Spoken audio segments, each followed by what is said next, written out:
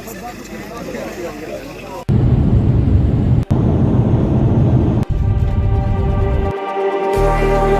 like the street lights lit this town, like a fire in a blaze, gotta burn it down. All right, here we are, folks. Can't be afraid to live this out. We got this far, don't know how. I see danger in us. They know we'll burn down the night. Coming just like the sunrise. You know that we gonna light it up. Tonight, we gonna light it up. Tonight, we gonna light it up. Just like the sunrise, we gonna light it up.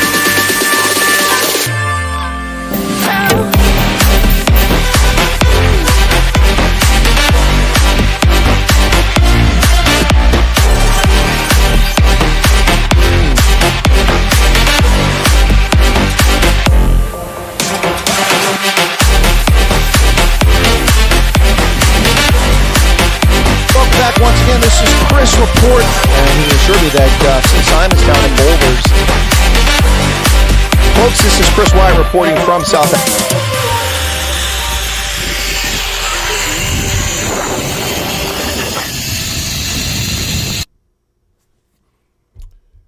Bonjour tous, salve, otzi hilijang, hochandet, Glück auf. Herzlich willkommen jeder, ich bin wieder da. Heute ist Dienstag, der 23. Januar 2024. Ich hoffe, dass alle in guter Laune sind, jetzt im Moment. Und wir werden gleich unsere Sendung heute ausgeben. Bienvenue tous, je suis très heureux que vous êtes là avec nous encore aujourd'hui, le 23e janvier 2024. 24? Oui, 24. Ah ouais, notre actualité commence après quelques minutes, mais au début, je dois dire bonjour pour tous. Welcome back to the program, folks. Pleasure to have you back. It is Tuesday, the 23rd of January, 2024, and my apologies for the tardy start of this program. Also for little technical difficulties there. Seem to have had some data issues here once again. You pay for high-speed internet. It should be a good quality connection, and it acts up on you. But welcome back to the program. Let me say hello to everybody before we get to the news, and also give you some program announcements. The first program announcement is that after this broadcast later today at 8:30 South African time, 1:30 here on the East Coast of the United States, we will have Mark Oppenheimer, constitutional law advocate, on the program. Mark, of course, is known for many cases, not the least of which was the Kill the Boar case with Joyce Malema, which is yet to be entirely resolved. So Mark will be on not to talk about the Kill the Boar and Joyce Malema, but to talk about the International Court of Justice, South Africa, Israel, and the Gaza situation. We're going to talk a little bit about that. That's coming up a little bit later today. So there's your programming announcement for that. I hope you can join us. It should be an interesting conversation. Mark is a very learned and also a very easy to understand individual. So that should be interesting. Dylan Combrick is here as always. Dylan, welcome to you. Ance is here. Ken Aronston, present and waiting in rapt attention. Well, Ken, I hope you're still here. Thank you. Let's see what else we got here. Allison Johnson, Nick Muller, and then a bunch of people. So Nick Muller gave 5 gifted memberships. Let me do the belated salute. That won't be on the screen, but this is for Dylan, who got a free gift membership. And then there's Alan Kotze, Matt Canale, my Super Brew opponent, and Mike got one here in Pennsylvania. Wow, Mr. Punisher got one as well. Congratulations. All right, who else we got? John Jarvis says, you can't be waiting around. It has to be happening. That's funny. It is happening. So let's see who hung around there. John wrote that 11:07. Dan Hook is here. Rod Lofeld is here. Fleschen, welcome to you. Gabriel's in from the Schweiz. Yeah. Yep. Switzerland, welcome to you. And Anton Schultz. Hello, Anton. How's it going? Good to see you there. And then Paulie, the brains behind the operation, our favorite firefighter extraordinaire from the Western Cape these days. There he is. Ken says, thanks, John. You're 100% right. Terrible grammatical error. Don't worry about it, Ken. Nobody noticed. Edward Basson says, good evening. Looking forward. Well, I hope you're still looking forward to the broadcast. Fleshton is here. I already mentioned that, I think. And whoa, this thing just jumped ahead on me again. What else we got here? Vilma Erasmus. Hey, Vilma. And there's Eric. I'll be getting to wonder where the ladies were. Only a couple ladies. Now they're starting to show up in here. There's Val Cooper. Hey, Val, how's it going? And Teresa, welcome to you as well. There's George DeBarum. Ben Potgieter's here, and if I missed anybody, my Monray Sieberts, almost missed Monray. Monray Sieberts, welcome to you as well. Hey, folks, I hope you're doing well wherever you find yourself around the world. Again, it's Tuesday, the 23rd of January, 2023. Today is, of course, the New Hampshire primary, and Donald John Trump is rolling to victory tonight, most likely in New Hampshire. Anything short of that will be a shocker. Anything short of a major victory for Trump this evening will be a big surprise. So Trump is against only Nikki Haley now. All of the other opponents have fallen by the wayside. Tim Scott fell early. We saw Asa Hutchinson drop out. Vivek Ramaswamy, most recently, Ron DeSantis has dropped out of the race. It leaves just Donald Trump and Nikki Haley for the New Hampshire primary. Chris Christie is gone. So we'll see what happens there. But Donald Trump has gained votes. Nikki Haley, the press has made a lot of hay out of the fact that Nikki Haley gained some DeSantis voters, and gained voters when Christie dropped out, but Trump gained even more percentage of the poll. So we'll see what happens tonight. I'll probably do a live news coverage tonight, late in the evening, about the results of that primary, like I did last time after the Iowa caucuses. So look forward to that. If you are up early in the morning in South Africa, or tomorrow in New Zealand, or Australia, Japan, or where is Andre Jacobs? I haven't seen him in ages, from China. And then anyone here in the States, it'll be a late evening broadcast talking about that event tonight. Excuse me, I've still got this stuff bothering me here.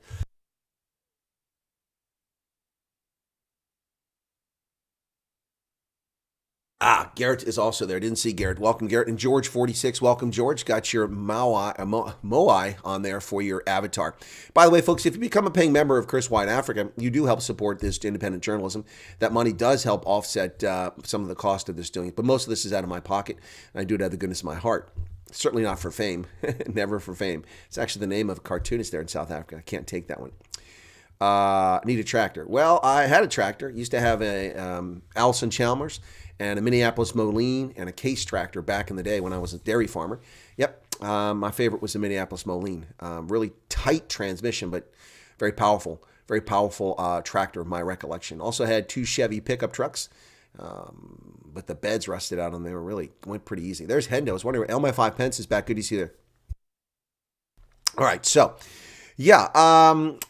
Anyway, what I was getting at. So we've got the programming announcements later today. We've got Mark Oppenheimer on here talking about South Africa, the ANC, Gaza, and Israel, and what is happening there. The case before the International Court of Justice, which I have some news on that today from Ireland and Belgium, of all places, and Germany about that case. And then we also have coming up sometime soon, I haven't set it up yet, we will have the Conscious Clerical back on the program once again. So he'll be back on the program, probably talking about TV licensing. Yeah, and Val wants to know how Eric is enjoying the Cape. Well, she's not on the West Coast, Val, but she is on the Western Cape. So I think she's finding that life is a lot better in many respects for her there. Yeah, unfortunately, for our audience in KZN, it looks like the authorities there are allowing that province to collapse into total chaos. It's really a sad situation. Dirtbin is a horrible city. It used to be a beautiful, clean city, a great place to go, very dangerous. But we heard one of our viewers had gotten robbed stepping out of their house here just yesterday. Wow, that was pretty scary stuff. Anyway, folks, it's another crappy day when it comes to solar today as the clouds are out. Looks like the sun's trying to fight to come out now, but the clouds have been obscuring the sky. But I do have more right now than I did yesterday at this point, which is interesting because the sun was out. Anyway, we'll see how it goes the rest of the day, but I'm not going to hold my breath on the solar panels. Joking Atheist is here, and I said Dirtbin. Joking Atheist here, and Chris Swanepoel. Hey, Chris, good to see you there. All right, shall we get to the news? All right, ladies and gentlemen, lots of news. Not so much for South Africa today, but around the world. But the first one up is poor Thabi Leoka. Thabi Leoka is in some deep kimchi, folks, man. She is swimming in the swill. This lady is getting called out for her purportedly false academic credentials. I've never made a false claim on my academic credentials. But she's being called out on her academic credentials, and now she's been dumped by the Ramaphosa himself. Munir Palapala has had enough of all the allegations against her. Whoops, that didn't go well. Wrong button. Munir Palapala is fired her from his economic council. Disgraced economist Thabi Leoka has been removed from Ramaphosa's Economic Advisory Council. Caught up in a scandal after the London School of Economics denied her claim. Oh, so they have denied it. Okay. Then she is a fraud. Okay. Well, I didn't know the London School of Economics had denied her claim. On Monday, both MTN and Anglo American announced she'd resigned from their boards. Well, here she is in the States getting treatment for glaucoma, and she is no longer on the President's Advisory Board. On Monday, January 22nd, the presidency communicated to Ms. Leoka the immediate termination of her membership in the Presidential Economic Advisory Council. She's been under fire ever since the London School of Economics denied her claim that she has a doctorate from that institution. I'll tell you, look, this is not a uniquely African thing, but it's certainly a pervasive thing in Africa, this lying about one's credentials. I don't get that. I'm a graduate of Troy University. You can go look it up. I'm a graduate of the Army War College. You can go look it up. Both postgraduate degrees. Ohio University, University of Maryland, all graduated. I've also attended Wisconsin, Michigan State, Central Texas, Embry-Riddle, and Iowa State. Didn't graduate from any of those, but attended them. Why would somebody lie? It's just the arrogance beyond cheek. You tell the truth if you can't tell the truth in your biography, if you can't tell the truth in your credentials. I mean, this isn't even a little stretch. It's not like she went there and was all but degree. Look, I went to Iowa State University, didn't earn my master's degree there because I couldn't finish a course, and then my major professor died. I did the work, but never got the master's degree, so it's ABD. Never claimed anything else. I said I did master's work at Iowa State, never claimed to have a master's degree there. Why do people lie? They're such total frauds. It's unbelievable. But Miss Thabi is in lots of trouble here. Her life is cratering around her. This is what you get for lying to people about your credentials. I mean, that's the easiest thing not to lie about. I mean, we get put in moral dilemmas all the time as Homo sapiens. People put us in positions where sometimes, for the betterment of mankind, you have to, leave some facts out, omit, or, people shouldn't lie. But there are times when lying actually is morally ambiguous. I'll say that. But it should never be ambiguous or unclear about your qualifications. I am not a podiatrist. I am not a dentist. I am not an orthodontist. I am not a pediatric surgeon, and I've never claimed to be. Why somebody would make false claims is beyond belief. Wow, beyond belief. I don't have a doctorate. Multiple graduate degrees do not equal one doctorate, so, but she's doing that. Yes, for a bigger paycheck, you're correct, Teresa, or for a job, but these things are so easy to find out. It's like what's going on at Harvard right now, ladies and gentlemen. This is shocking, except it's not. It's not shocking. Harvard University, by the way, I'm not just wearing my Tegela hat. I'm also wearing my K-Way shirts for the South African crowd. So you guys should know what those are. K-Way. K-Way shirt and my Tegela. Also, I've got my own South t-shirts and all South African. I'm wearing my fellies on my feet too. That's right. It's an all South Africa day here, folks. There you go. Got my fellies on too.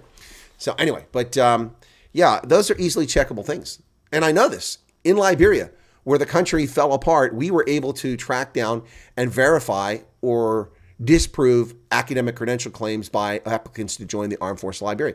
In a broken country, we're able to do it. Does anybody in their right mind think that making a claim that you have a PhD in psychology from Oxford is not going to be checked? Wow. Unbelievable. That's not the case with her, but she claims she had a degree from the London School of Economics. Unbelievable. The cheek of people, the dishonesty of them. And here's the thing. These people are the ones that are in the National Institutes for Health. I was on Harvard a second. Let me get back to Harvard. National Institutes for Health, the CDC, we've had people like this. Yeah, that's right. Well, look at Harvard. Claudine Gay, 46 allegations of plagiarism. There's probably more, but the media's covering up the story now. 46 allegations. The woman has no published works, no books, 0 books. I have more books than Claudine Gay. Make me the president of Harvard University. It is stolen valor is what it is, Courtney McBride. You're exactly correct. It's essentially what it is, stolen valor.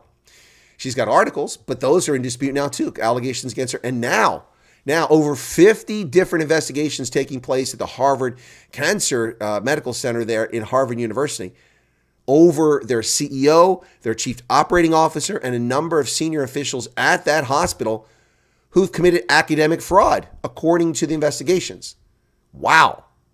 Does anybody at Harvard have legitimate credentials? That'll start to be the question very soon. And that's a shame because a lot of people have earned their way and are there legitimately. Not the Pocahontases of Elizabeth Warren, not the Pocahontases of Claudine Gay, not those frauds, but actual people have earned their way. And they're just tainted by this nonsense because this is the stench of corruption at Harvard University. Wow. Board member of Amplatz and MTN earned a fortune. She should be behind bars. Exactly. That's exactly right. That's fraud. She committed fraud. And she should be actually paying for it. Wilhelm Bielefeld says, I got a PhD pothole dodger. So you're not driving on the left side of the road or the right side of the road. Is that right, Wilhelm? You're driving on what's left of the road. Don't underestimate my intelligence by lying to me. There you go. And there's a super chat from Courtney McBride saying it sounds like stolen valor. It is stolen valor. Joke of the day, what do you call a soft tissue between a shark's teeth? A slow swimmer. Ouch. Ouch, ouch, ouch, ouch. Drunk Yoda says, I went to basketball camp, University of Maryland, under Coach Gary Williams. That's all I got. So Drunken Yoda, in the world of these frauds, you would say that you played basketball for Gary Williams. Technically, that's even more correct than her claiming she went to London School of Economics. Harvard is the leading school for fraudulent degree holders. Yeah, there you go. That's fraudulent academic researchers. All right, folks, according to the electric slide minister, you can do it. It's electric. Boogie, woogie, woogie. Yeah. The electric slide minister in South Africa, the electricity minister. How sad a country has to have a minister of electricity. That's beyond comprehension. But the electric slide minister says that there's an insatiable appetite to invest in grid expansion. Ladies and gentlemen, with the grid reaching virtually every South African now, which wasn't the case during the National Party's days, but with the electrical grid reaching virtually every person in South Africa, virtually every person, why does the grid need to be expanded? Maintained and upgraded, different story, but grid expansion? I think people are more concerned about getting actual coal in the boilers to generate electricity from the steam turbines at actual places like, power plants. I think people are more concerned about actually getting electricity produced and transmitted and delivered to customers than a grid expansion. You can build all the high tension power lines you want through the middle of the Karoo, but if there is no electricity running through them, it's a waste of money. But the electric slide minister is trying to convince South Africans that a grid expansion is what's necessary. Ladies and gentlemen, the term grid expansion is not more electricity. The term grid expansion is the expansion, the additional infrastructure in place to deliver electricity. But when you can't produce electricity, why do you need a grid expansion? Your focus should be on burning coal, and actually getting coal, not painted rocks delivered to your collieries. Yep. Yeah, you can do it. It's electric. Boogie, woogie, woogie. Yeah, that's right. There is insatiable appetite to invest in grid expansion, says Ramakopa. Yeah, look at him. He looks so hopeful. He looks so hopeful looking up at the sky. He says the private sector wants to invest in the grid. Really? Minister of Electricity Ramakopa says there's an insatiable appetite for investors to pump in billions of rand to fund the expansion of the grid over the next 10 years. The expansion will require almost 400 billion rand. The country needs to expand transmission lines by 14,000 kilometers. He said one of the major global banks has raised its hand that it was willing to back the expansion program. Of course, he doesn't tell us who that bank was. Unlike on the generation side, we're not waiting for the crisis to confront us. We're going to address that situation immediately. This is in support of Eskom's work that they're already planning on doing consistent with their transmission development plan, which advocates for the expansion of the network advocates for 14,000 kilometers in the next 10 years, as opposed to the 4,000 that they've expanded in the past 10 years. Again, ladies and gentlemen, what is the point of expanding the grid when you have no electricity? I appreciate long-term vision, but long-term vision for Eskom is something that's needed all along. More important focus at the moment is triage and staunching the bleeding and delivering electricity. Unbelievable. This situation with the gay woman is actually rather harmful to women's causes. Why are the feminists not complaining about, I don't know what you're talking about. They're joking atheists. I missed that.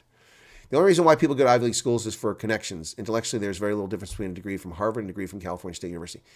Well, I agree, Courtney. My degree from Troy University International Relations stacks up against any program in the world, any program, including the Johns Hopkins School of International Studies, advanced SACE, stacks up against that very well.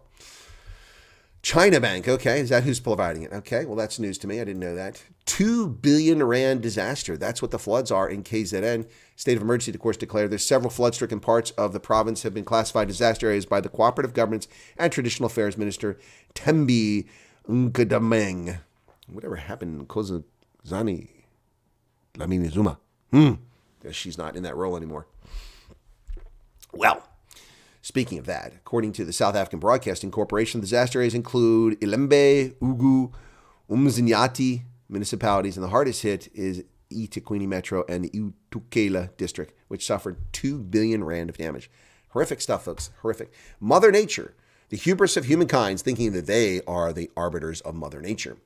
Well, a truck driver was assaulted after helping the South African Police Service stop a runaway, out-of-control bus full of people coming from abroad. That's what I'll say. People coming from abroad. Ladies and gentlemen, this is a frightening prospect here. Truck driver doing good Samaritan work here. He's assaulted after he assisted police in chasing bus overloaded with unruly passengers. 3 people, including a bus driver, have been arrested for allegedly assaulting a truck driver who tried to assist police giving chase to a bus overloaded with unruly passengers.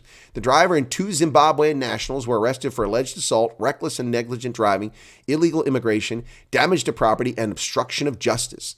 The Tshwane Metro Police Department officers in the accident unit were conducting road policing on the Ben Schoeman Highway on Sunday when they caught sight of the bus coming from the Fountains area and traveling in the direction of Centurion. The bus was carrying too many passengers, with some passengers crowded behind the front windscreen next to the driver. Yeah. When the bus was stopped, the driver produced a Zimbabwean driving license and passport and cross-border permit, which was found to be fake in terms of the National Land Transport Act. Passengers on the bus instructed the driver to drive away from the scene. Oh my goodness. The truck driver actually boxed them in. When the cops tried to pull them over, the bus passed and sped past the cops, and then they got back over on the right-hand side. The cops caught up, a truck caught up, and a truck boxed them in. It was like watching Smokey and the Bandit, man. Eastbound and down, loaded up and trucking. We gonna do what they say can't be done. We got a long way to go and a short time to get there. Eastbound and let that bandit run. It was like watching Smokey and the Bandit, man. I'll tell you, Burt Reynolds, Sally Field, 1977, 78. Smokey and the Bandit. That's what was happening here. The truck driver, for his troubles in helping law enforcement, was assaulted by these scumbag criminal alien invaders. Criminal alien invaders. People who violated sovereignty of South Africa. Get the fuck out. Get the fuck out. Criminal alien invaders. And this is their behavior. Wow. They assault a truck driver. Good job by the Good Samaritan truck driver. Dangerous, playing Smokey and the Bandit. It's dangerous, man. You got to be careful. Yeah, got to be careful there. Got to be careful. But hey, crazy stuff. Ladies and gentlemen, investors from the international community continue to abandon their South African assets as South Africa's economy sadly implodes, courtesy of the ruling African National Congress and its abrupt, ridiculous, racist macroeconomic policies. By the end of 2023, Coronation Fund Managers, one of South Africa's largest asset managers, noted that the South African investment industry was seeing widespread outflows, adding that the country will likely continue to lose money over the next several years due to the poor performing economy.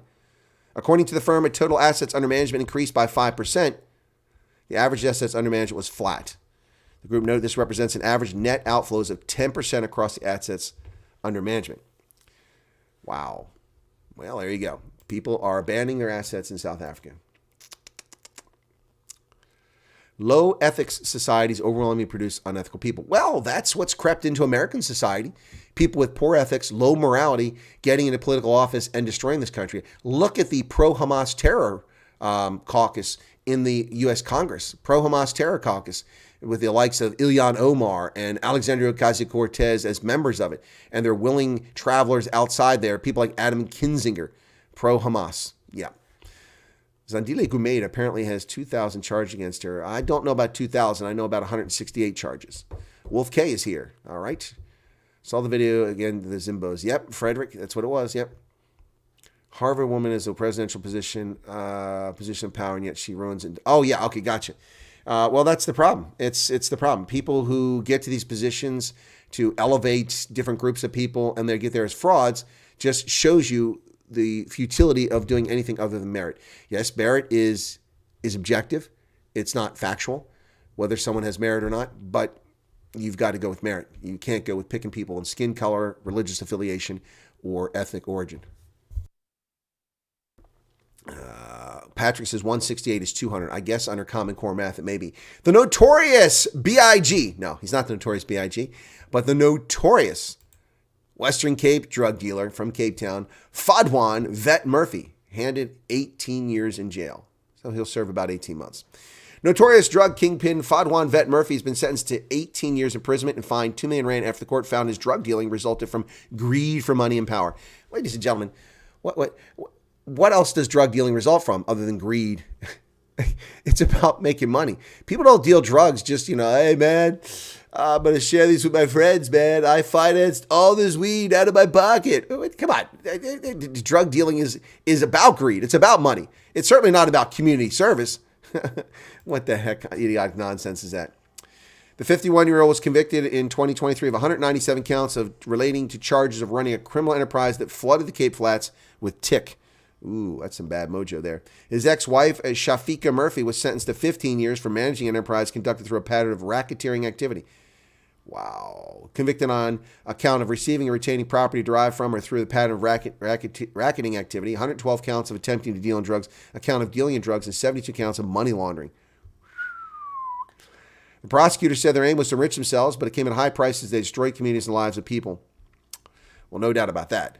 No doubt about that. Drug dealing is not cool.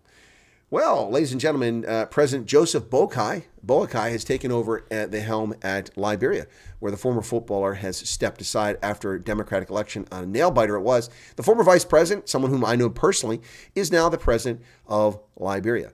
Well, I can say now that I know personally John McCain, but he never became president, so we can't count him. George Bush, personally. I know Ellen Johnson Sirleaf personally, and I know Boakai personally, and Ian Kama. So there's 4 presidents right there. Now that Boakai's risen. The 79-year-old, in the intense heat, had to take a break.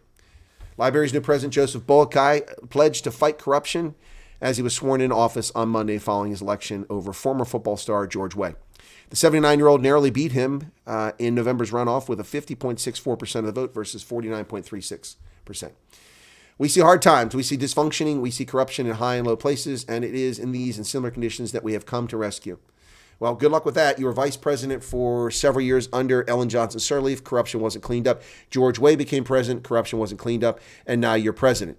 I submit to you, President Boakai, that corruption is a way of life for people in West Africa, but particularly in Liberia, and that your challenge is immense. Tackling corruption when people don't even recognize it is a challenge. Well, he wasn't the only president sworn in this week. Tshisekedi was sworn in the DRC for another term in what was considered to be a very contentious election. Congo's president sworn in after a disputed re-election. Congolese President Felix Tshisekedi was sworn in on Saturday following a disputed December election, promising to unite the DRC. I'm taking back the baton of command that you entrusted to me. We want a more united, stronger, and prosperous Congo, the 60-year-old said during an inauguration ceremony attended by several heads of state. His first inauguration back in 2019 marked the DRC's first democratic transfer of power since the country's independence from Belgium. Now, he won more than 70% of the electorate, but a lot of polling stations didn't open up. Yep, and some lacked voter material. Only 40% of the electorate actually voted, so people are raising questions about the election. Andre von Royen says, hi, have you followed Daryl Johnson regards all the ex-orders that prove is still CIC? No, I don't know anything about that, Andre. Hang on a second here. Let me get that from the chat so that I can save that. I don't know what's going on here. There we go. I need to save that from chat so I can look it up later on. I'm unfamiliar with that. I'm getting more data slow over here. I hope you guys are still getting a good feed. There we go. Am I live? Yeah, I'm live. Okay, just double checking here. Oof. All right, so yeah, I don't know that story, Andre from Roy, and I'll be happy to read that, though. Thank you for that. Theodora says, have you seen the news on thousands of cars stolen in Canada ending up in West Africa? Nope, I haven't seen that story either. I know thousands of cars wind up in West Africa, but they're sold from the Netherlands and from Switzerland. That's long been the case. I mean, when I was in Liberia, the number of cars on the road grew exponentially. I mean, there was almost nobody on the road when I first arrived there in 2007. By the time I left in late 2008, traffic was unbearable. It was snarled, and almost all the cars were little small cars that came from the Switzerland and from the Netherlands and shipped to Africa. Most of them very poor state condition of repair. What do I think of Tshisekedi? Well, I have a mixed view on him. I'm not pleased by this election. Also not pleased by some of his decisions, but I think we need to wait and see. Congo is ungovernable. John Trump couldn't govern the Congo. It's ungovernable. It should be 3 different countries. Ooh, I said it. That's right. 3 different countries. Katanga, the Kivus, and the rest. There you go. Should be 3 countries. South Africa has a new political party whose leader has been in prison for many years on serious charges. I don't know who you're talking about. The Patriotic Alliance, of course, is not a new party. It's been around for a few years, and it sits in government at the local level. And, of course, Gate McKenzie, a convicted felon, is the leader of that party. Mkhonto Sizwe is led by a member of the ANC, ironically, Jacob Zuma, who claims he's still in the ANC, but he's leading Mkhonto Sizwe.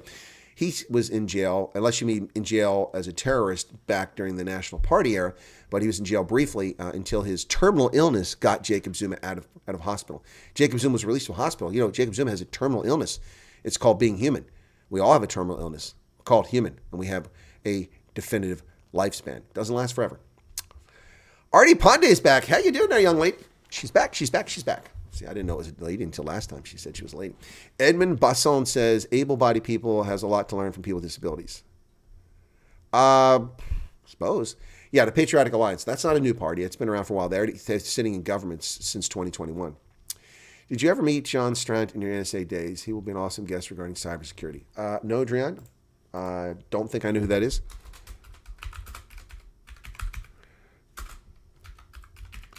Okay. That's something I'll look into. You can see I'm getting back into interviewing people this again. See, Ramaphosa is making moves and trying to pass laws so they can be present. I didn't see that. That's not in the news. Yep. All right, so there you go. All right, someone was asking for the email address. What's that all about? Every time someone asks for email address, I go and check it, then there's nothing there. Right, so Tshisekedi is elected now. 2 opposition figures have been excluded from Senegal's ballot. What's going on there, folks? 2 Senegal opposition leaders excluded from final list of presidential candidates. The list was published on Saturday by Senegal's Constitutional Council. They named 20 candidates, including Prime Minister Amadou Ba, who was the backing of outgoing President Macky Sall. Opposition leader Ousmane Sonko, who finished third in the country's 2019 election, was disqualified because he faces a 6-month suspended sentence following his conviction for defamation. Yeah, nobody's messing with politics there. Winking, blinking, and nod. The U.S. Secretary of State is making a trip to Africa, and he's talking about security issues. He kicked off his African tour here in Cape Verde, Cabo Verde. The United States is committed to deepening and strengthening partnerships across Africa, U.S. Secretary of State Antony Blinken said, kicking off a 4-nation tour of the continent to signal Washington's interest there, despite ongoing conflicts in the Middle East and Ukraine. And Myanmar, and the Red Sea, with the Houthis, and Iran, Syria, Iraq, Pakistan, not just Ukraine and Israel. It's his 4th African trip. He'll visit Cape Verde, Cote d'Ivoire, Nigeria, and Angola, where the U.S. is currying Angolan favor to compete with the Chinese. Well, a remote African town in the country I used to live in, Niger, is becoming once again a hub for criminal alien invaders to be trafficked through the Sahara to invade Europe. Agadez, the desert outpost in West African country of Niger, has officially closed the migration for years and a deal with the European Union. But that deal has fallen apart now, and the gate has reopened. Look at all these criminal alien invaders who intend to go through Libya to slip into into Europe. The bus station in Agadez, remote city of low mud brick buildings in the West African nation Niger, is buzzing again. Every week, thousands of migrants from West and Central Africa leave the station, this gateway city of the Sahara, aboard a caravan of pickup trucks traveling for days toward North Africa, where many of them will try to cross the Mediterranean in a quest for Europe. And then they'll cry when their boats sink, and they'll seek and they'll complain about the inhumanity of it. Stay home, fix your broken countries. Migration is how we make ends meet, said Aicha Maman, a single mother who runs a business assisting criminal alien invaders and served jail time in Agadez last year for illegal trafficking. Yeah, because she's a criminal. Yep. So this is Agadez, 60 years after Niger became independent. 60 years of Nigerian governance. This is what the town looks like. Dirt roads. Filthy abodes. That's Agadez in Niger, 60 years after Africans took control of their own destiny.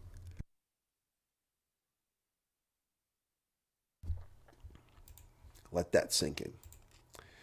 Well, ladies and gentlemen, if you're curious about who the 10 oldest billionaires on the continent of Africa are, one of them is quite old. He's a nonagenarian. Here are Africa's oldest billionaires, and they're not all from South Africa. Only a couple are from South Africa. Here we go. Here's your list. Number 1, Othman Benjeloun, 91 years old, worth $1.4 billion from Morocco, made his fortune in banking and insurance. Christophe Visa, 82 years old, $1.2 billion from South Africa in retail. Issad Rabrab, 80 years old, $2.5 billion from Algeria, made his money in food. Youssef Mansour, 79, $1.3 billion from Egypt, diversified investments. Nicky Oppenheimer, 78 years old, $9.4 billion from South Africa, made his fortune in diamonds. Mohamed Mansour, 75, $3.3 billion from Egypt in diversified investments. Michel Leroux, $1.2 billion, 74-year-old from South Africa in banking. Johan Rupert, 72 years old, $10.2 billion from South Africa in luxury goods. Koos Becker, 71, $2.6 billion from South Africa, media and investments. And Mike Adengua, $7 billion from Nigeria. Now, who's missing there? Where is Alike Dangote? Oh, he's not old. That's why. This is old folks. So we have some septuagenarians and a couple octogenarians and one nontogenarian living in Africa. Rich. So that's why Aliko Dangote is not on there. Modem does not work while the generator runs. Well, that sucks. What's your take on the Non-Aligned Movement Summit in Kampala recently? Theodoros, I talked about that extensively. I've reported on it a couple days in a row. It's a non sequitur. There's non-aligned movement. Who cares? Nobody pays attention to them. Nothing going to come of it. It's like BRICS, but even less noteworthy than BRICS. South Africa versus Israel. Well, Ireland, shamefully, going to put their anti-Semitic hat in the ring. Ireland considers joining South Africa's idiotic case on genocide. South Africa could have multiple European Union countries lined up behind its case against Israel at the World Court, even though the EU as a bloc will almost certainly remain on the fence, with its biggest power fiercely opposed to SA's approach. Ireland will give joining the International Court of Justice Gaza's genocide case very serious consideration after they look at the evidence that South Africa has amassed. Of course, South Africa amassed no evidence. They amassed media reports, tweets, and social media nonsense to present a case against Israel. No factual evidence. All hyperbole and emotion. Belgium has joined in their anti-Semitic campaign against Israel. Unlike other European countries, Belgium has said it would support the International Court's decisions on South Africa's case against Israel. So why has it joined? Al Jazeera breathlessly covers this. Priyanka Shankar covering the story for the Al Jazeera network. As the world anticipates preliminary verdict from the International Court of Justice on South Africa's idiotic genocide case against Israel, leaders of the European Union remain divided on how to interpret the decision. Well, not Belgium, and apparently not Ireland. Ireland, shame on you.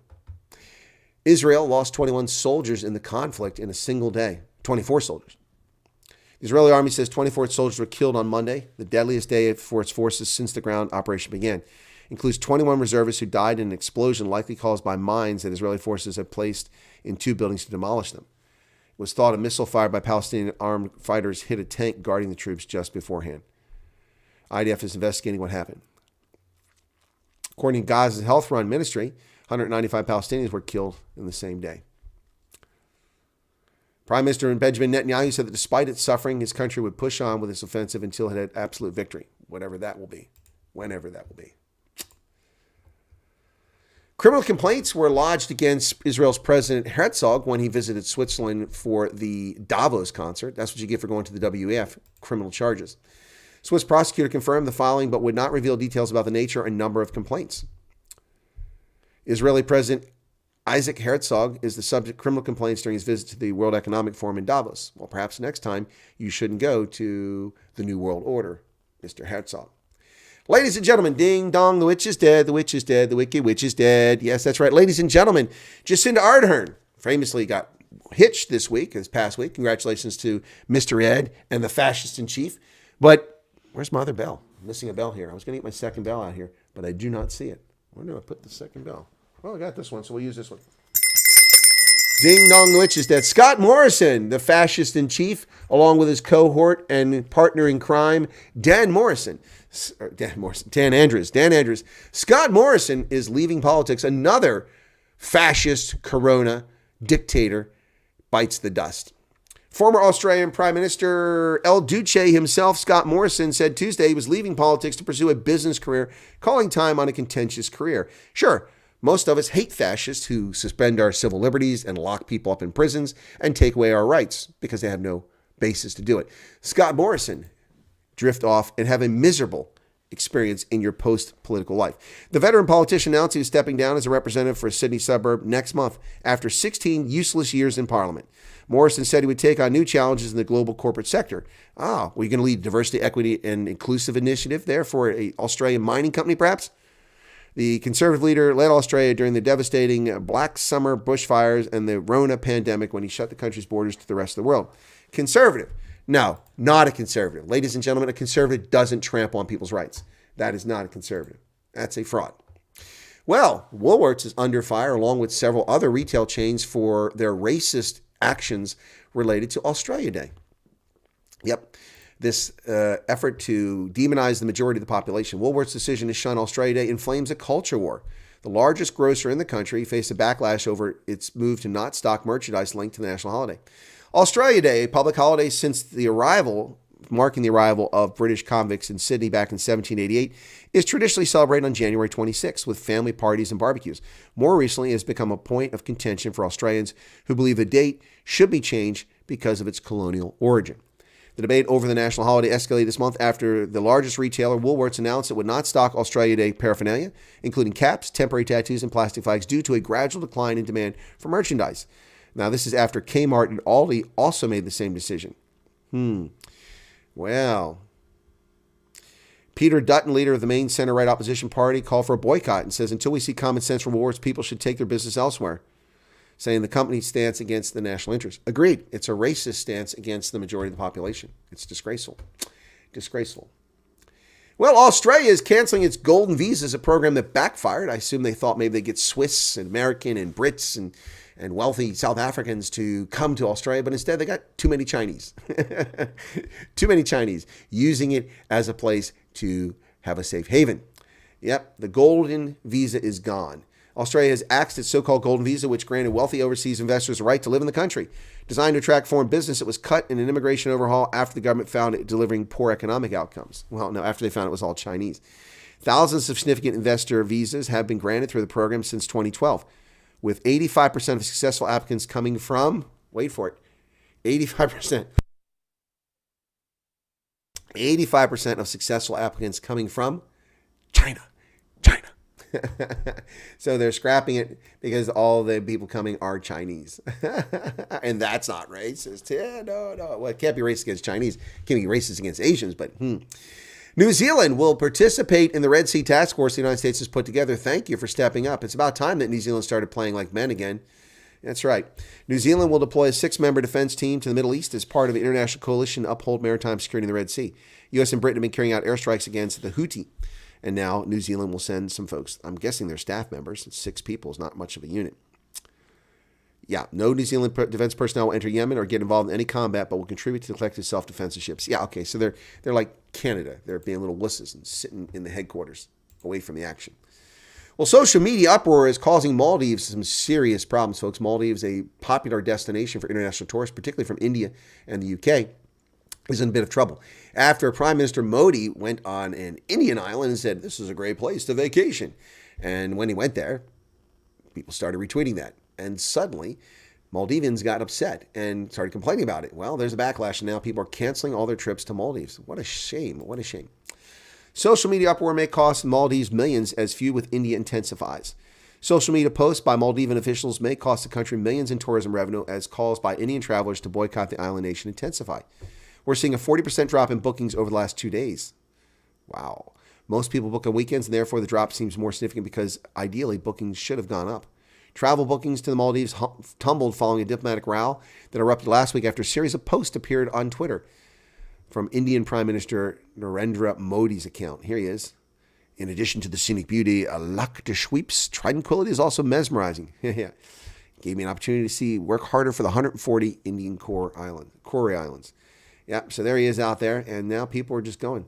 He was snorkeling, sitting by the water, meeting people. Amid reports that thousands of Indian travelers have canceled trips to Maldives, one prominent Indian booking travel website, Ease My Trip, announced it was suspending flight bookings from India to the Maldives. Wow. The Maldives, that's going to be devastating economically. And the reason I say that is tourist arrivals to the Maldives, as of January 8th, I guess this is for this year so far, Russia, 7,000. Italy, 6,500. UK, 3,300. India, 3,300, 7%. It was number 1 in 2023. Now it is ranked fourth. They were number 1. Now they're fourth, and they're way behind They're less than half the Russian arrivals, so that's a big change. Now, I can't prove the veracity or provenance of this particular report, folks, but it is disturbing. I'm not familiar with this site called The Diplomat, but I am going to run the story because I couldn't find anywhere else, and we will question the veracity of it because we don't know the source. But it seems to be plausible. It happened in October, and it's happening again now, according to this news report from The Diplomat. Myanmar's military tribunal sentences brigadier generals to death for the surrender in Kokang. They come at a time of growing discontent with the leadership of the military junta, Chief Senior General Min Aung Hlaing. Myanmar's military junta sentenced 6 brigadier generals to death and sentences of life imprisonment following their surrender to resistance forces in the northern Shan state earlier in the month. Citing a credible military source, the Xinhua news agency reported that the brigadier generals were sentenced by military court on January 20th. Of the 6, 3 were sentenced to death and 3 with terms of life imprisonment. The 6 generals were responsible for negotiating the January 5th surrender to the rebel forces in Shan State. Wow. Since the beginning of the rebel operation, the military has lost control of 30 towns, several hundred bases and outposts, including command centers and several important border crossings with China. But the fall of Kokang and the collapse of the military's positions in the northern Shan State have been the most significant setbacks. During that surrender, nearly 2,400 military personnel gave up their arms, reported the largest surrender in the history of Myanmar's armed forces, in exchange for safe passage to Lashio, 186 kilometers to the southwest, with their families. After that, the 6 generals were subsequently flown to a military helicopter to Lashio, where they were detained at the headquarters of the Northeastern Command for questioning. Then they were flown to face a military tribunal, while junior officers were promoted to replace them. More evidence that the situation in Myanmar is getting quite tenuous for the illegitimate military coup that overthrew the democratically elected but thoroughly corrupt government of Aung San Suu Kyi in February 1st of 2021, just days after Jackass Joe took over the United States. And the Burmese are going to win back their freedom without Jackass Joe and his corrupt democratic regime.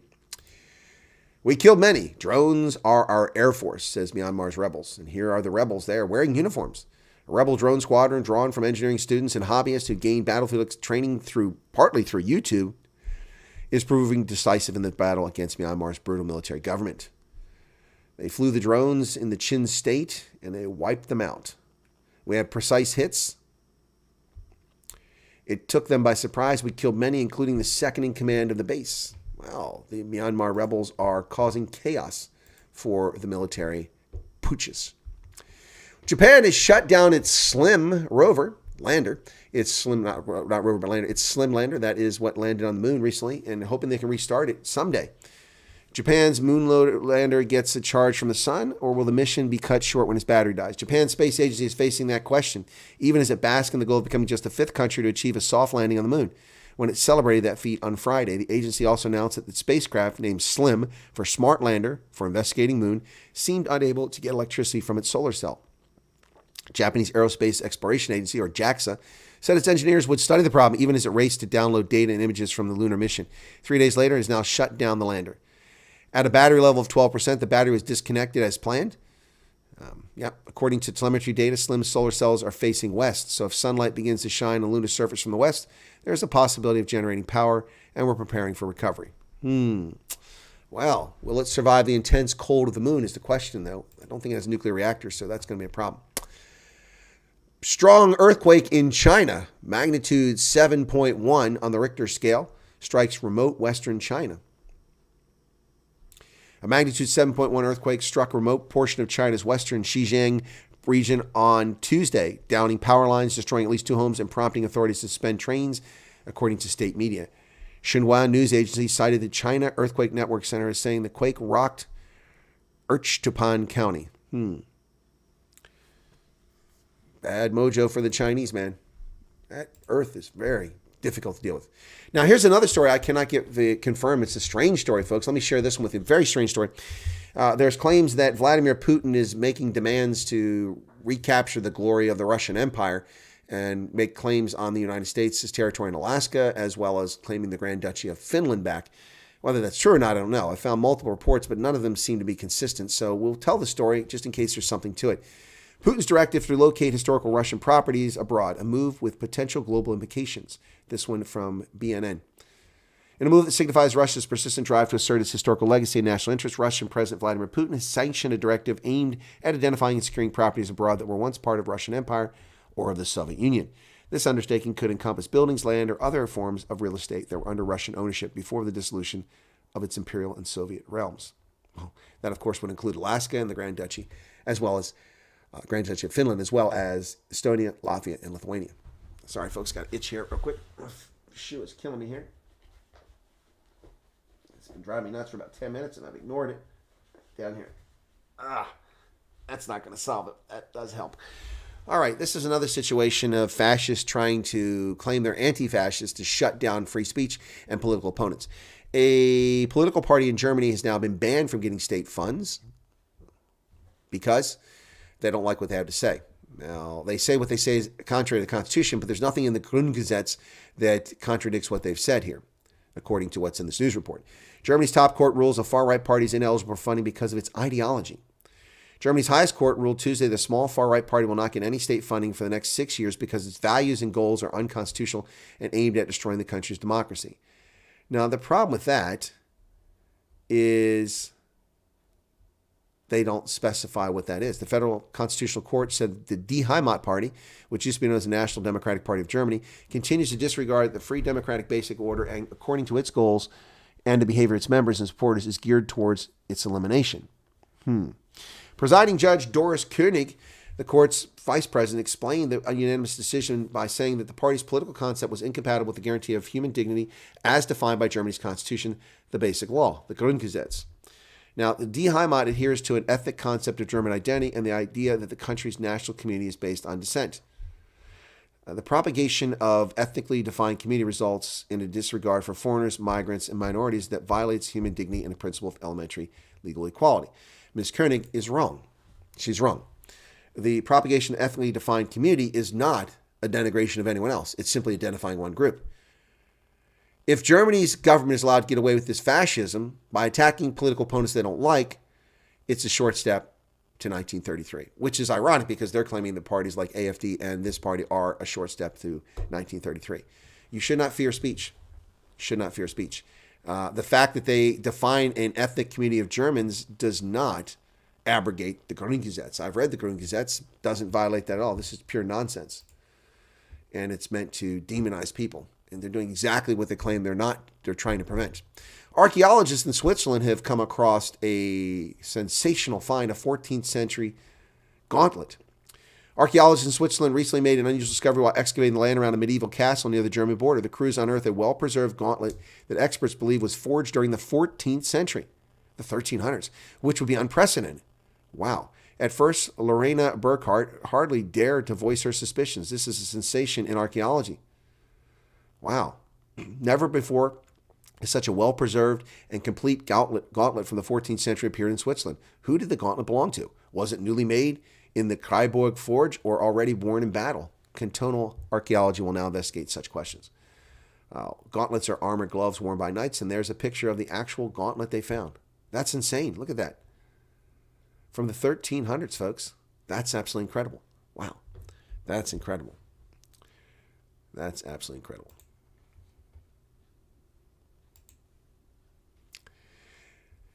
Well, folks, Finland has an election themselves. Running for president. Finland does not fear Russia, according to the front-runner Alex Stubb, who's slightly ahead with 22% in the polls. Finland is as safe as it's been for centuries and does not fear any provocations or attacks from neighboring Russia, according to front-runner for President Alex Stubb. He's a former prime minister. He told the Financial Times that a triple lock of its strong military, new membership of NATO, and a recent defense cooperation agreement with the U.S. had significantly increased its deterrence. Finland is one of the safest positions it's been in throughout its history. What we are doing is setting up deterrence, and I think we've succeeded in that very well. Folks, go to the polls this Sunday to choose who should be succeeding Sauli Niinisto, the country's president, and who takes the lead on foreign policy and security in Finland. Yep. There'll be a second round on February 11th because there's three main competitors, and they're all pretty close, and no one's going to win a majority, so they'll have to go to a second round on February 11th.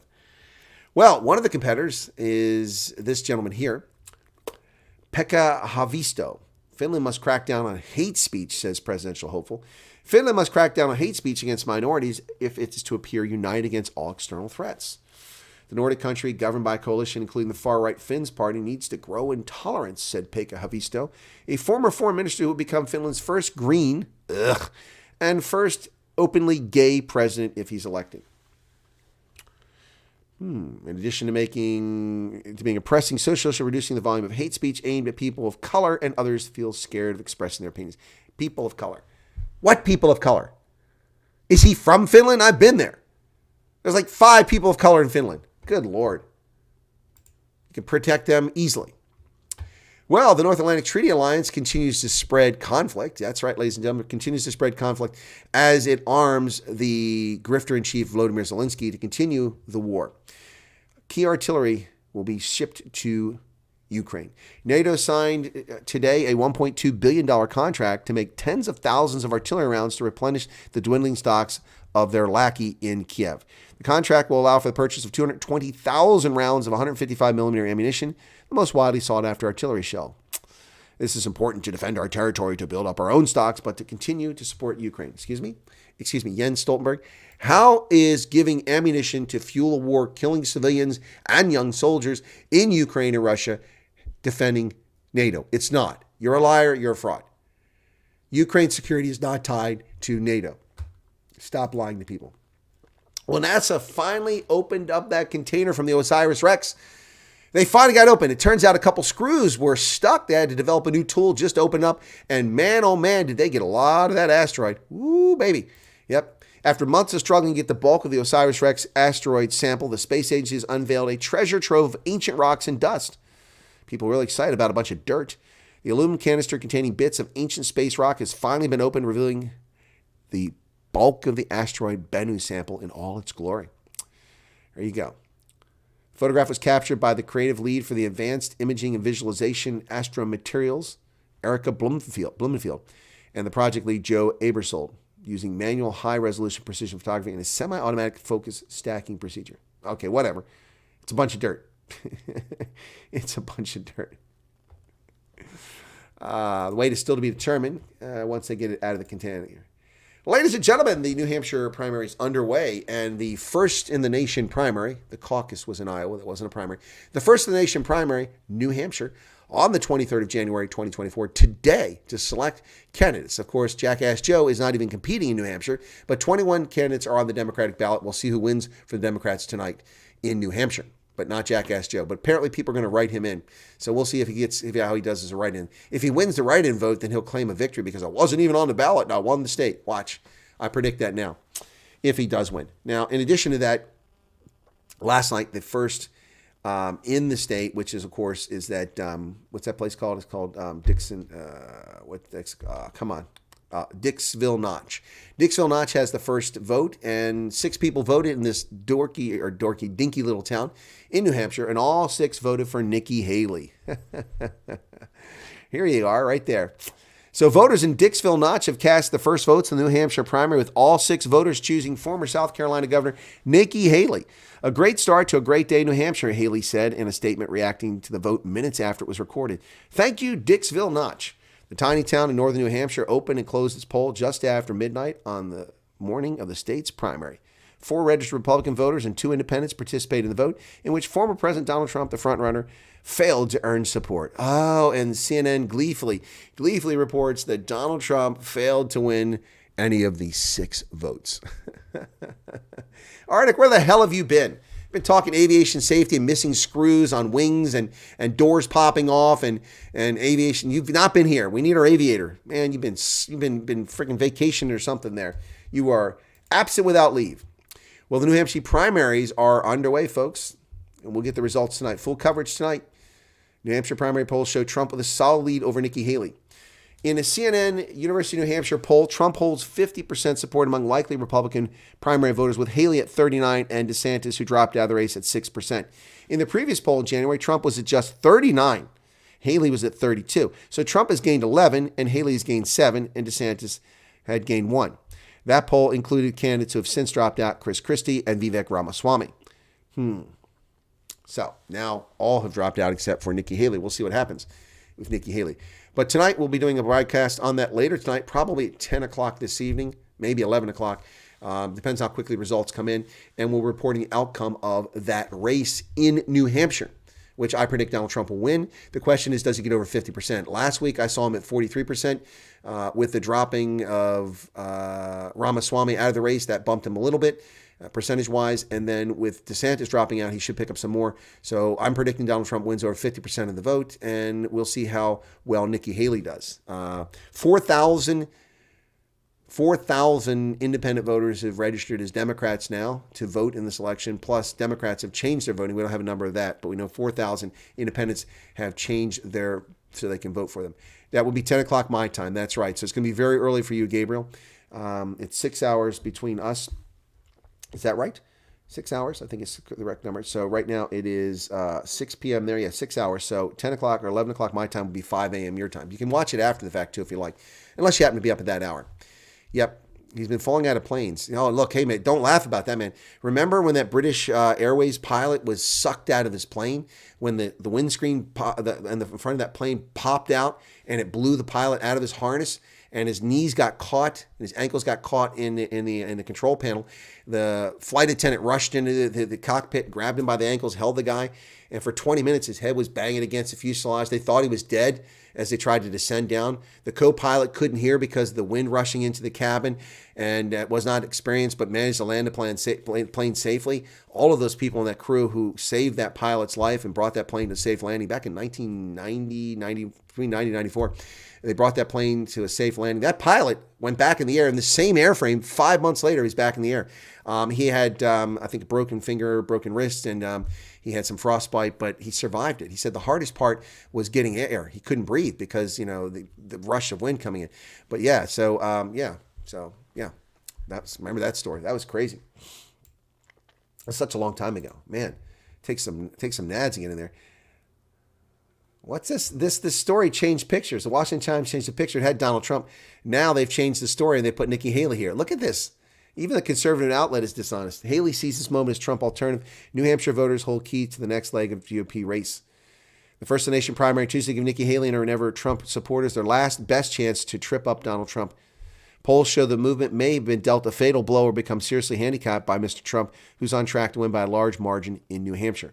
After more than 12 Republicans jumped into the Republican race last year in a bid to replace Trump, only former governor, South Carolina Governor Nikki Haley has survived. But her campaign may soon run out of momentum. Yep, she's making her final pitch to voters today. We'll see what happens. The Supreme Court has betrayed America and has said that the federal government can remove razor wire from the border that the state put in place. This is a betrayal. The federal agents are aiding and abetting criminal alien invaders, undermining our sovereignty, and the Supreme Court, without issuing any opinions, issued a 5-4 ruling with John Roberts, the treasonous betrayer of America, once again voting against America. Supreme Court allows federal agents to cut razor wire, and that's, of course, we have him thanks to George Bush. Yep. Divided Supreme Court might allow Border Patrol agents to resume cutting razor wire installed along a stretch of the U.S.-Mexico border. That is the center of an escalating standoff between the Biden regime and the state over immigration enforcement. The 5-4 vote clears the way for Border Patrol agents to cut or clear concertina wire that Texas has put along the banks of the Rio Grande to deter migrants from entering the U.S. illegally. Some migrants have been injured by the sharp wire, and the Justice Department has argued that barrier impedes U.S. government's ability to patrol the border, including coming to the aid of migrants in need of help. That's not true. The U.S. Customs, Immigration, and Border Patrol have boats. They can be in the water, and they can detain and aid people that way. They don't need to be on the sovereign soil of Texas to violate and commit their crimes by allowing these criminals to invade our country. This regime must go. It must go soon. They are criminals. They are violating the Constitution. Joe Biden himself violated Title 42 for 2.5 years before he rescinded that. And this is just disgraceful. Johnson & Johnson, the number of lawsuits that have piled up against Johnson & Johnson leads to a settlement, $700 million to settle their baby powder probe. Johnson & Johnson tentatively agreed to pay $700 million to settle an investigation brought by more than 40 states into the marketing of its talcum-based baby powder. The agreement in principle with Attorney General offices in most states is an important step for the company.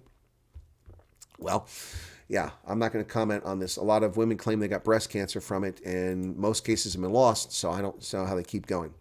A massive record leak from Dropbox and LinkedIn. Our accounts have been compromised. Security researchers have warned that a database containing no less than 26 billion leaked data records have been discovered. The supermassive data leak, or mother of all breaches, as researchers refer to it, is likely the biggest found to date. According to researchers at Security Discovery and Cyber News, the newly discovered database of leaked data runs to 12 terabytes in size and deserves the Moab title. The research team thinks that the 26 billion record database found in an open storage instance will likely have been compiled by a malicious actor or data broker. Threat actors could leverage the aggregated data, so get rid of it. Get rid of it. If there's good news to be found in this discovery, it's that little of this appears to be new data. Instead, the researchers say it's more a case of compiled records from thousands of previous breaches and data links. Okay, well, get rid of it. Just destroy it. Do an attack on it. Sports Illustrated, the woke magazine that once upon a time delivered sports news, has become a racist piece of drivel. All it celebrates is 12% of the population, not the rest of the people who participate in sports in the United States or around the world. But it's also turned its iconic swimsuit edition into a massive failure. A massive failure. Washington Times reports, and I mentioned this the other day, that it's going broke. Sports Illustrated's embrace of the woke agenda blamed for the downfall of an iconic brand. That, of course, there is Kim Petras, the transsexual, at the 2019 Streamy Awards in Beverly Hills. Showcasing transgender celebrities, plus-size models, and Megan Rapinoe on the pages of its storied swimsuit edition wasn't the only reason for the downfall of Sports Illustrated, but it's hard to imagine that it helped. The go woke, go broke narrative surged on social media shortly after the word broke Friday that Arena Group, which operates Sports Illustrated for owner Authentic Brands, would cut its entire editorial staff, a reduction of 100 workers. Critics were quick to connect the 70-year-old sports publication's collapse to the relentless leftward march of its annual swimsuit issue. The once frothy celebration of female beauty has turned into what looks like a Harvard Gender Studies department. Sports Illustrated used to be the crown jewel of sports journalism. Even in this digital age, they had the opportunity to continue to make themselves indispensable, said Curtis Hook, managing director of the Conservative Media Research Center's Newsbusters. Instead, corporate liberalism reared its hideous head and destroyed the magazine from the inside like a rapidly spreading cancer. The embrace of transgenderism, the eager celebration of woke, political activism, cheapening the value of the written word by outsourcing content to artificial intelligence, and putting obese and transgender models in the swimsuit issue, all made for a concoction of stupidity where Sports Illustrated's parent company only has itself to blame. Yep, it's gone. Sports Illustrated. And good riddance. I couldn't cancel my subscription as it became more and more racist. I tried and I couldn't get it to end. Very frustrating. A solar storm causing radio blackouts. Going to hit tomorrow, folks. The National Oceanographic and Atmospheric Administration, or NOAA, says that a radio blackout was detected over the Pacific Ocean on Monday after a solar storm hit the Earth. According to the radio blackouts were detected around 4:20 Eastern Standard Time off the western U.S. and South American coast. Short-lived, lasted only a few seconds. However, these solar flares are coming, and we expect to see one tomorrow. We have a glancing blow sometime today from these solar storms. So if you're having trouble with your internet, it could be that. Well, I don't want that story yet. We'll save that for here. Oh, I got in here twice. How'd that happen? All right, so the judge in the Trump prosecutor's divorce case, the guy who went on trips with Fannie Willis, driving Miss Fannie, cuts off the district attorney's lawyer during the hearing. Let me interrupt you. So, yep. Willis, the attorney defending her is Cinque Axum. He argued his client shouldn't be deposed because she's too busy. She has a staff of 360 lawyers and oversees 20,000 open cases. And he has more than 500 cases in front of her. Excuse me, said the judge. Excuse me. I said, let me interrupt you. Let me ask you to just focus on the part of the law that says the proposed opponent lacks unique personal knowledge of any matter that's relevant. Are you saying that your client lacks unique personal knowledge that could not be discovered in some other way? His attorney replied that the case had been underway for more than 2 years and the deposition order had only arrived in recent weeks. I think there are other means by which the information could be retrieved in the case. Yeah, I don't think so. Speaking of aviation, all right. Speaking of aviation, a New York City bound flight from Manchester, England, canceled when a passenger noticed missing bolts on the wing. Good Lord, what is going on in aviation? They're outsourcing to third-party contractors who aren't getting it done, probably. A New York-bound Virgin Atlantic flight was canceled just moments before takeoff last week when an alarmed passenger said he spotted several screws missing from the plane's wing. British traveler Phil Hardy, 41 years of age, was on board flight VS-127 at Manchester on January 15th when he noticed the 4 missing fasteners during a safety briefing for passengers and decided to alert the cabin crew. I thought it was best to mention to a flight attendant to be on the safe side. Engineers were promptly called out to carry out maintenance checks on the Airbus A330 before its scheduled takeoff to JFK. Footage shot by Hardy showed one of the engineers climbing onto the plane's wing before using a screwdriver to tinker with some of the fasteners. Airline staff repeatedly reassured him there was no safety issue with the wing, but his fear was heightened given the recent ordeal of the Alaska Airlines, which had the door plug blow out. Both Virgin and Airbus stressed that there was no impact to safety of last week's aircraft, despite the missing fixings.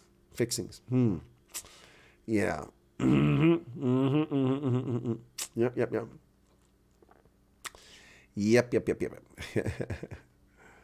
Each of these panels has 119 fasteners, so there's no impact to the structural integrity or load capability. As a precautionary measure, the aircraft underwent additional maintenance, and the fasteners were replaced. They weren't replaced. They were missing. They weren't replaced. They put fasteners in the wing. Good Lord. Well, emergency declared in San Diego. Massive flooding there, not just in KZN, but the wettest day in January history. Well, maybe we'll turn San Diego into a tropical paradise. The mayor declared a state of emergency as nearly 3 inches of rain on Monday left standing water around multiple locations. Pretty scary stuff here as cars floating around in the city of San Diego. Video posted to social media showed cars being swept away by fast-moving water on roads turned into rivers. Tijuana and other parts of northern Baja California were hit hard. At least 8 criminal alien invaders were rescued by Customs and Border Patrol agents. From the floodwaters. Well, if you're going to invade America, you shouldn't do it during a rainstorm. Now, this story is interesting. This is what happens when leftists decide how we get to live, okay?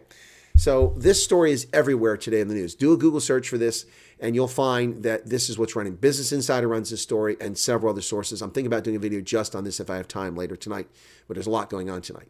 So this is what's going on.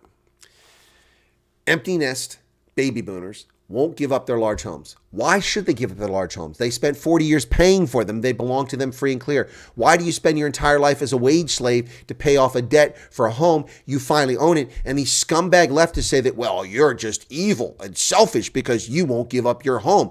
Just because you don't have kids in the house, you shouldn't have a house. You should live in a little 2-bedroom efficiency apartment. And it's hurting millennial kids. Connie Risk has just subscribed. Thank you for subscribing, Connie. It's hurting millennial kids. Now, this is idiotic, and this is also false. First off, question. Who has money? Old people. By and large, old people are the ones with money. Why? Because those who've lived a good life and invested well and been successful have had decades of experience amassing wealth from saving and investing, and it's paid off in their golden years. So they have the wealth. They're the ones who can afford these things. They've also paid on their homes for years and now own them free and clear, by and large. Who doesn't have homes? Young people who tend to rent because they don't have the deposit until they get into their late 20s usually or their early 30s. This is a dishonest, disingenuous, this is what leftists do. They're looking for equality of outcomes, not equality. They're looking for picking winners and losers. And they want people who've been successful to be losers for other people's benefit. No. Baby boomers now own twice as many large homes as millennials with kids. Well, maybe that's because there's a lot more baby boomers than there are millennials. Haven't you been telling us for 3 decades that the declining birth rates is hurting America? That this huge bubble of baby boomers from 1945 to December 31st of 1964 is going to crush America's retirement requirements because we're going to need all this money to pay the retirement. Well, that's what you're talking about, this big bubble of people now from 45 to 65, 2 decades of baby boomers. The millennials, tiny numbers. Dishonest, fake news. Elza Railman. These are people who don't have the ability to do critical analysis, yet they are somehow journalists. Baby boomers now own twice as many large homes as millennials. Boomers don't have much financial incentive to downsize as millennials struggle to buy. Land use, tax, and other policies need to change, and many more homes need to be built. So they want to restrict how we can use land. They want to change policy to force people who own a home to move out of it because they don't have kids. This is like in Boston now where they're voluntarily, but soon they'll be forcing people to take criminal alien invaders in their homes. But now they're paying them $5,000 a month. This is unbelievable, this nonsense. Empty nest boomers, that in other words, people who've raised their kids, paid their taxes, paid their mortgage, empty nest boomers, now own 28% of the homes in the U.S. Duh. With 3 or 4 more bedrooms. We're defining it. So if you have 3 or more bedrooms, then you're in trouble. That's double the 14% that millennials with kids own. There's no city in the country where millennial families own a larger share of big homes than baby boomers. Of course they're not. They are dwarfed by the number of baby boomers, and in terms of wealth, they're dwarfed too. This is an idiotic argument. It's a leftist argument. Page after page, website after website, news story after news story. I found half a dozen of these stories today. This nonsense. Useless frauds. These people, so-called journalists. More than half the baby boomer homeowners don't have a mortgage. You see, that's what I said. They've paid it off. And among this group, median monthly housing costs are just $612. Yeah, that's because if you take 1 million people and 600,000 of them have no mortgage, you take 0, you take the remaining 400,000, most have been paying on their mortgage for 20 or 15 or 20 years or more, and what's left, of course, it's only $600. There's much money from, just it's stupid. That's much lower than the country's median monthly mortgage payment of $2,199, giving empty nesters plenty of reason to stay put. Boomer homeowners with mortgages have been locked in much lower rates than they could get now. Well, boomers were also hit with 14% home loan mortgages in the early 1980s. This is such bullshit. This is not real reporting. This is garbage. These people make a salary. Business Insider is a disgraceful publication in so many ways. Millennials with kids are being locked out of homes they want or need. No, it's called sacrifice. It's called priorities. Most states have property tax systems that incentivize homeowners to hang on to their property for as long as possible. Many have fixed property taxes don't increase the value of the home. I don't know what state they're talking about. That's not the case in Ohio. It's not the case in Pennsylvania. Baby boomers are a very large demographic, and they vote more than millennials do. So there you go. They're a very large demographic. They're right there in the story. They tell why. Oh my goodness. That political landscape has allowed for there to be a lot of laws passed that benefit baby boomers who own homes. So things like property tax and carve-outs. Okay, this is just garbage. Baby boomers are a consequence of the people who came before them who set the system up. The system wasn't created by baby boomers. It was created by their parents and grandparents. This is just garbage. I don't even know why these people get a job. They get paid for this nonsense. It's unbelievable. 67 people here. Some people have left. Scared them away. What happened there? $1.99 in Super Chat revenue and 69 likes. Can we hit that like button? Let's get past that 69, folks. Let's get past that 69. Anyway, thank you all for being here. I really appreciate it. That's the news for today. By the way, I did get a couple cards in the mail. They came late. These cards came late. I picked up the mail on December 23rd, but I had not been back to my post box since then. But I had 2 cards here. Merry Christmas. Have a wonderful time with friends and family. From Jessica. Chris. There you go. Sorry, Jessica. Hope I don't embarrass you by sharing that card. So gave me a Christmas card. Very kind of her. Thank you so much for that. A fellow Pennsylvania resident now. And I also got this. Wishing you a happy birthday. Now, they were delivered after Christmas, I believe, but they weren't there on the 23rd. It says, Dear Chris, happy birthday. Kind regards, Pookie. So there you go. Thank you so much for that. Says a special person, a special day, and that is why this comes your way. With warmest wishes for the things a very happy very happy birthday brings. Got it. Okay. Yep, the rhyming. So thank you for those cards, the belated arrival, but they are very much appreciated by me. That's a passive voice. I do appreciate it. Yep, thank you for that. Coming for your bedrooms. Yeah, exactly. They're literally coming for your bedrooms, folks. That's what they're up to. They're literally coming for your bedrooms. Yep, that's what they're doing. Bullshit baffles brains. Are these youngsters going to pay me what my house is worth, or am I supposed to give them a cut price? Probably a cut price, Flushing. They probably want a cut price. They're complaining. Look, it was jackass Joe Biden's policies that drove up inflation, that drove up the interest rates, and the spending of this government out of control since 1972 that has driven up the debt and driven up our interest rates. All of that is combining. So that's not baby boomers' fault, unless they contributed to policy that came up with it. Yeah, that's this panel cover. The important screws are between the pylons. Oh, okay. So the pilot tells us, it's just a few screws. Don't worry about it. nothing to be worried, nothing to be concerned about here. Just a few screws. Just a few screws. If they can do without them, why put them there in the first? Exactly, Ken. If they don't need the screws in the first place, why are they there? Or were they window dressing? Are they for appearance's sake? We want the passengers, when they look out the window as we're, pulling the trim down, to see screws there. It gives them a reassuring feeling about flying an Airbus aircraft. And bought them for $50,000 20 years ago. What? I wonder if solar flares have an effect on solar panels. I don't know, Mick. Mick. I don't know. Mick, I'm thinking of Crocodile Dundee. Mick. I don't know, Nick. I don't know if that's the case. It's a good question, but they're electronic, so I should think they would be affected by it. Civil War by the Democrats. Nikki Haley, much better looking than I. What? I don't know what that's saying. 4 a.m. says Gabriel, okay? If I do it at 10, if I do it at 11, it's going to be 5 a.m.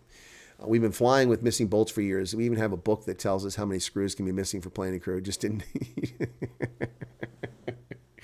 Actually, Arctic, I am aware. Remember, I was in aviation. I'm not a pilot, but I was in aviation. Yeah, there's a lot of things. But anyway, he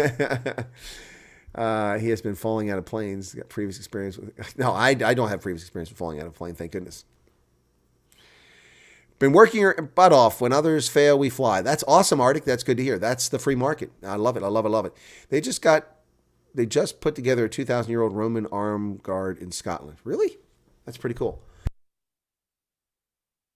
Brian says they don't fear Russia. They're just plain stupid. Well, he's just a politician pandering, telling people that we're safe. Our policies, we're going to be good. That's he's playing to Putin. He's playing to voters.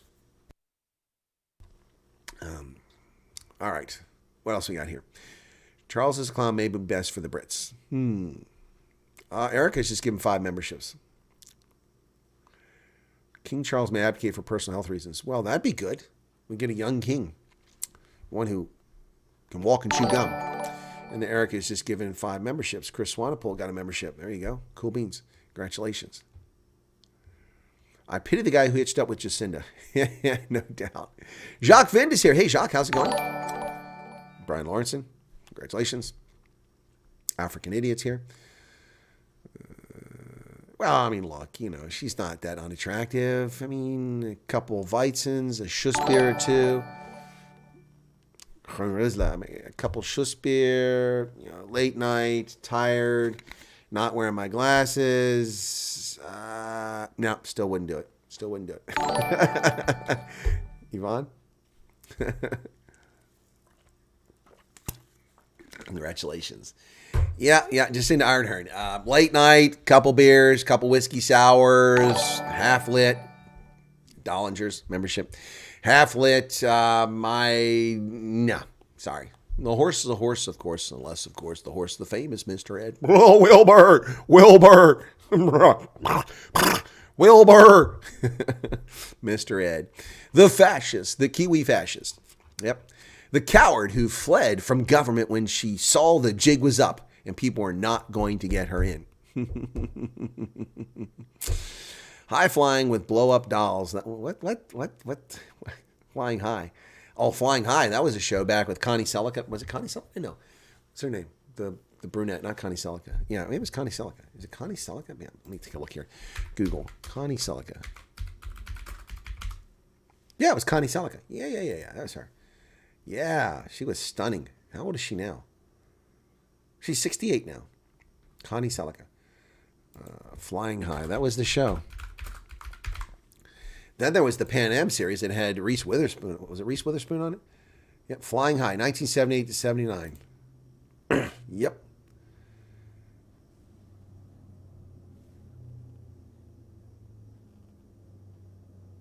Can you hear that? That's a C-130 on a flight path over my house. What's going on, man? Insurrection?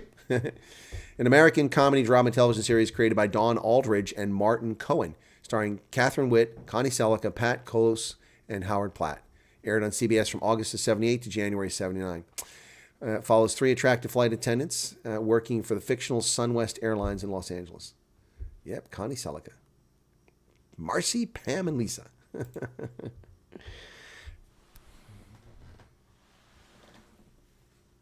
Okay, Angels. Charlie's Angels. There's enough alcohol in the USA to make me consider art. Yeah, exactly.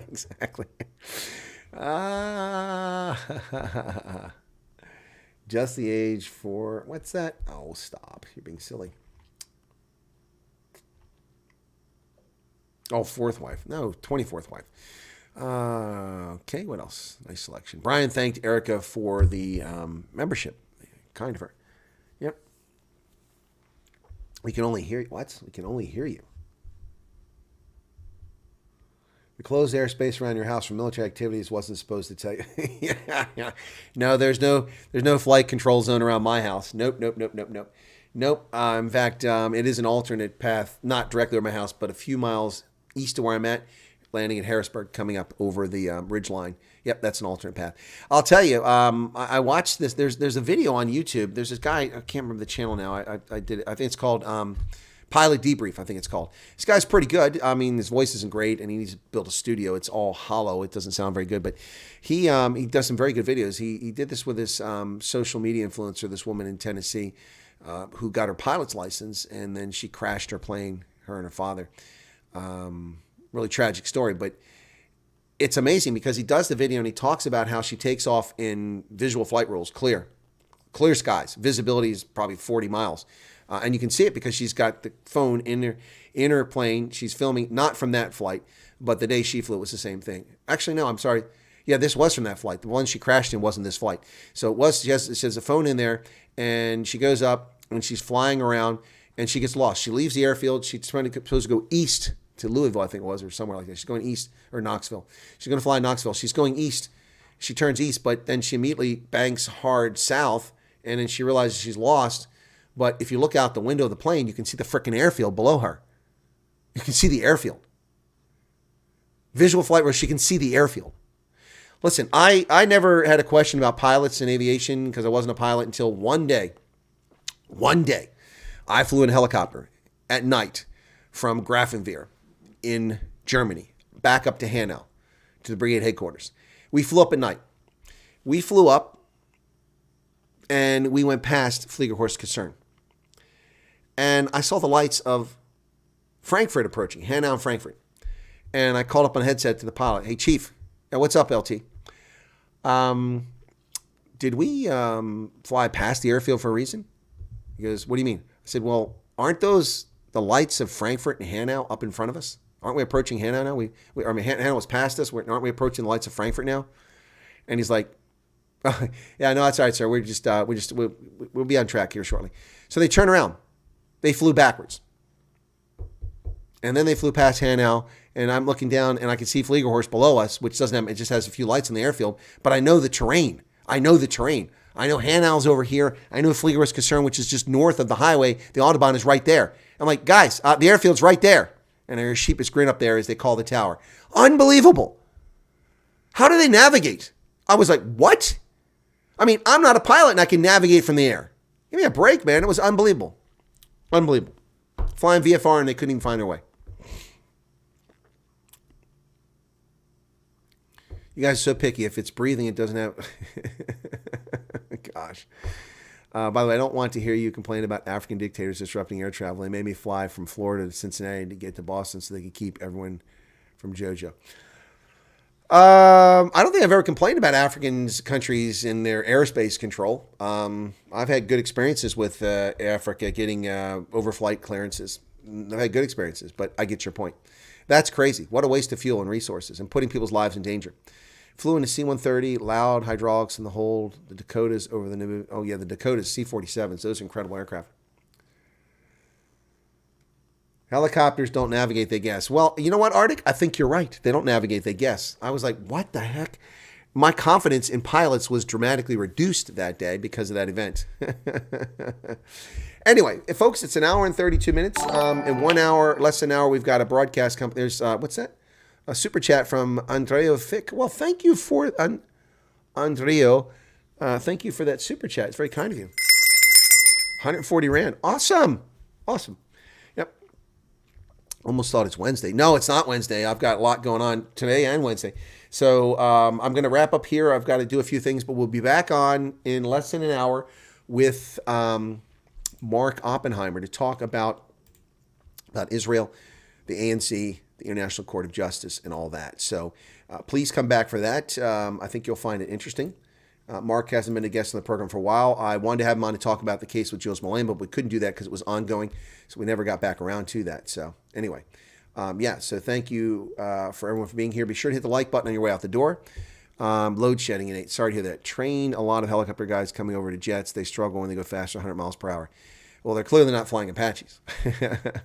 Yep. Anyway, thanks everybody, and hopefully I'll see you here shortly for the next program in about 50 minutes. 50 minutes. Thank you very much. Cheers, and have a lovely day.